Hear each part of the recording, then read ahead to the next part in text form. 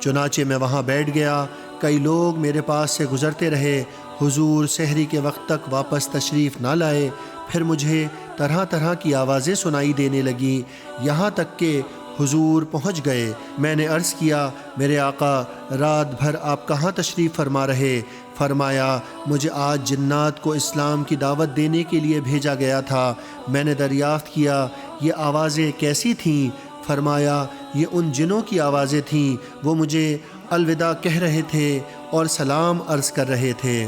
بسم اللہ الرحمن الرحیم۔ سورہ جن ترتیب کے اعتبار سے 72ویں صورت ہے۔ یہ مکی صورت ہے۔ اس میں 28 آیات اور 2 رکوع ہیں۔ رسول الثقلین نبی الحرمین صلی اللہ علیہ وآلہ وسلم جن و انس سب کے نبی تھے۔ جنات نے کئی مرتبہ بارگاہ اقدس میں حاضری دی۔ اس سورہ پاک میں جنات کے احوال کا بیان ہے، نیز اس کی پہلی آیت میں الجن کا لفظ بھی مذکور ہے، اس لیے اس کا نام سورہ جن تجویز ہوا ہے۔ صحیحین میں حضرت ابن عباس سے مروی ہے کہ نبی کریم صلی اللہ علیہ وآلہ وسلم تبلیغ کی غرض سے اپنے صحابہ کی ایک جماعت کے ساتھ عکاس کے بازار کی طرف روانہ ہوئے۔ یہ وہ وقت تھا جب جنات کا آسمان کی طرف پرواز کرنا بند ہو گیا تھا۔ وہ آسمان کے قریب جانے کی کوشش کرتے تو شہاب ثاقب ان کا تعقب کرتے۔ انہوں نے اس کا ذکر اپنی قوم کے سرداروں سے کیا۔ ایک دوسری روایت میں ہے کہ انہوں نے یہ ماجرا ابلیس سے آ کر کہا۔ وہ بولا، ضرور کوئی ایسا حادثہ رونما ہوا ہے جس کی وجہ سے آسمان کی طرف تمہارا عروج روک دیا گیا ہے، اس لیے زمین کے شرق و غرب میں پھیل جاؤ، زمین کا گوشہ گوشہ چھان ڈالو اور اس حادثے کا سراغ لگاؤ۔ جنات کا وہ گروہ جو تہامہ کے علاقے میں چکر لگانے کے لیے آیا تھا، انہوں نے نخلا کے مقام پر حضور سرور کونین صلی اللہ علیہ وآلہ وسلم کو صبح کی نماز ادا کرتے پایا۔ حضور علیہ الصلاۃ والسلام اس وقت قرآن کریم کی تلاوت کر رہے تھے۔ انہوں نے جب کلام الہی سنا تو کہنے لگے، بخدا یہی وہ چیز ہے جس کی وجہ سے ہمیں روک دیا گیا ہے۔ پھر وہ اپنی قوم کی طرف گئے اور جو سنا تھا انہیں جا کر بتایا اور اپنے ایمان لانے کا اعلان کر دیا۔ اللہ تعالیٰ نے یہ صورت نازل فرمائی اور اپنے حبیب کو جنات کی آمد اور ان کے دیگر احوال کے بارے میں آگاہ کیا۔ اس روایت میں غور کرنے سے پتہ چلتا ہے کہ مکی دور کے ابتدا میں ہی یہ واقعہ روپذیر ہوا، کیونکہ جنات کی آسمان کی طرف پرواز نزول وحی کے ساتھ ہی بند کر دی گئی تھی۔ حضرت ابن عباس سے ایک دوسری روایت بھی ہے جس میں طائف سے واپسی کے وقت نخلا میں قیام اور جنات کی حاضری کا بیان ہے۔ طائف کا سفر 10 نبوی میں پیش آیا۔ اس سفر میں حضور کے ہمراہ صرف زید بن حارثہ تھے۔ یہ 2 الگ الگ واقعات ہیں۔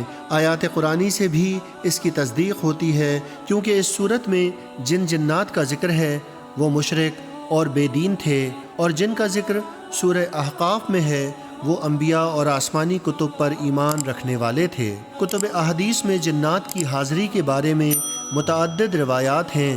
محدثین کی تحقیق یہ ہے کہ جنات 6 مرتبہ حضور علیہ الصلاۃ والسلام کی خدمت عالیہ میں حاضر ہوئے۔ اس میں سے ایک کا تذکرہ حضرت ابن مسعود رضی اللہ تعالیٰ عنہ نے کیا۔ وہ فرماتے ہیں کہ ایک روز نبی کریم صلی اللہ علیہ وآلہ وسلم نے عشاء کی نماز ادا کی، مسجد سے باہر تشریف لے آئے، پھر میرا ہاتھ پکڑا اور چل پڑے، یہاں تک کہ ہم ایک مقام پر پہنچے تو حضور صلی اللہ علیہ وآلہ وسلم نے مجھے ایک جگہ بٹھایا اور میرے ارد گرد ایک خط کھینچ دیا اور فرمایا کہ تم اس سے باہر ہرگز نہ نکلنا۔ چنانچہ میں وہاں بیٹھ گیا، کئی لوگ میرے پاس سے گزرتے رہے، حضور سحری کے وقت تک واپس تشریف نہ لائے۔ پھر مجھے طرح طرح کی آوازیں سنائی دینے لگیں، یہاں تک کہ حضور پہنچ گئے۔ میں نے عرض کیا، میرے آقا رات بھر آپ کہاں تشریف فرما رہے؟ فرمایا، مجھے آج جنات کو اسلام کی دعوت دینے کے لیے بھیجا گیا تھا۔ میں نے دریافت کیا، یہ آوازیں کیسی تھیں؟ فرمایا، یہ ان جنوں کی آوازیں تھیں، وہ مجھے الوداع کہہ رہے تھے اور سلام عرض کر رہے تھے۔ جنات کی حقیقت کے بارے میں بتاتے چلیں کہ لفظ جن جمع ہے، اس کا واحد جنی ہے۔ جس طرح روم کا واحد رومی ہے۔ اس لفظ کی تشریح کرتے ہوئے راغب اصفہانی لکھتے ہیں، جس کا ترجمہ ہے کہ کسی چیز کے حواس سے پوشیدہ ہونے کو جن کہتے ہیں۔ انہوں نے اس مادے سے کئی متشقات کا بھی ذکر کیا۔ ان سب میں یہ معنی موجود ہیں۔ ماں کے شکم میں جو حمل ہوتا ہے اس کو جنین کہتے ہیں، دل کو جنان کہتے ہیں جو سینے میں پوشیدہ ہوتا ہے۔ روحانی مخلوق کی 3 قسمیں ہیں۔ ایک قسم وہ ہے جو سراپا خیر ہی خیر ہے، وہ فرشتے ہیں۔ دوسری قسم ان کی ہے جو سراسر شر ہی شر ہیں، وہ شیاطین ہیں۔ تیسری قسم وہ ہے جو کچھ نیک اور کچھ شریر ہوتے ہیں، وہ جن ہیں۔ جنات کی حقیقت کے بارے میں تحقیقات کا خلاصہ 22 الفاظ رقم فرمایا گیا ہے۔ جن اجسام ہیں، اس میں ارواح ہوتی ہیں۔ جس طرح حیوان یہ انسان کی طرح عقل مند ہوتے ہیں، لوگوں کی آنکھوں سے پوشیدہ ہوتے ہیں، اس لیے انہیں جن کہا جاتا ہے۔ ان کی تخلیق آگ سے کی گئی ہے، جیسے آدم کی مٹی سے۔ ان میں نر مادہ بھی ہیں، ان کی اولاد بھی ہوتی ہے۔ قرآن کریم میں جنات کا ذکر ایک بار نہیں، بار بار آیا ہے۔ ان مقامات کا آپ مطالعہ فرمائیں، حقیقت خود بخود کھل کر سامنے آ جائے گی۔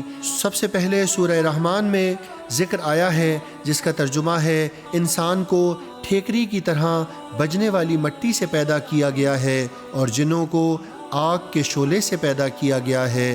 اگر جن نوع انسانی کے بعض افراد ہی ہوتے تو ان کی تخلیق بھی مٹی سے ہوتی، حالانکہ قرآن بتا رہا ہے کہ جنات کی پیدائش آگ کے شعلے سے ہوئی۔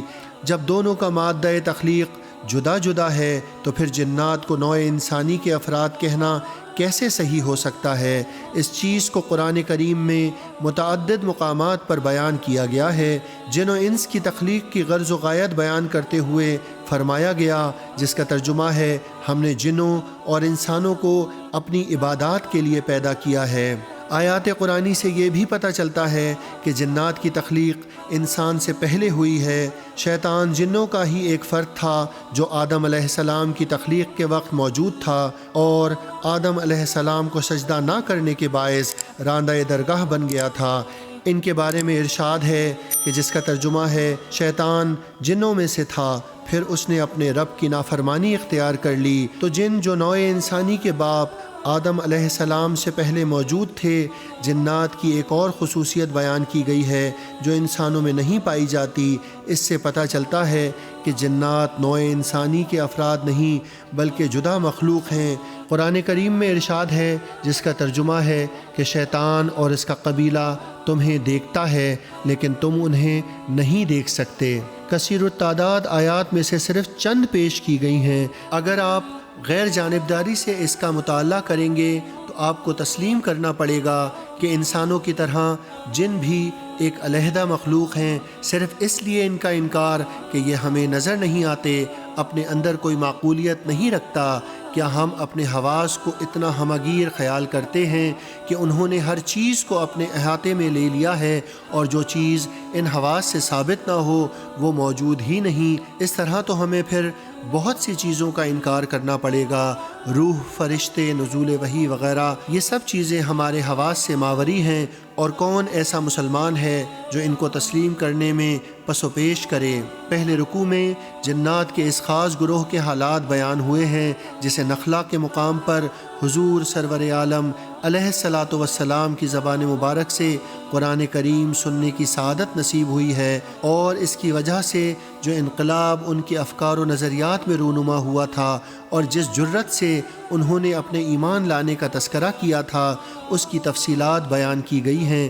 دوسرے رکوع کی ابتدا سے عقیدہ توحید کا اعلان کرنے کا حکم دیا جا رہا ہے، اور حضور نبی کریم صلی اللہ علیہ وآلہ وسلم توحید کو بیان فرما رہے ہیں۔ اس کے بعد ان کفار کا ذکر ہے جو خدا اور رسول کی نافرمانی اپنا شعار بنائے ہوئے ہیں۔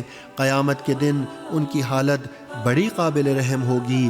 آخر میں اس حقیقت کو بیان فرما دیا گیا کہ علم غیب صرف اللہ تعالیٰ کی ذات کے لیے مخصوص ہے۔ جب تک وہ کسی کو غیب کا علم نہ دیں اسے کوئی نہیں جان سکتا، اور یہ علم غیب جنوں، ساحروں اور کاہنوں کو نہیں تعلیم کیا جاتا۔ یہ نعمت فقط ان رسولوں کو مرحمت فرمائی جاتی ہے جن کو اللہ تعالیٰ اس شرف کے لیے چن لیا کرتا ہے۔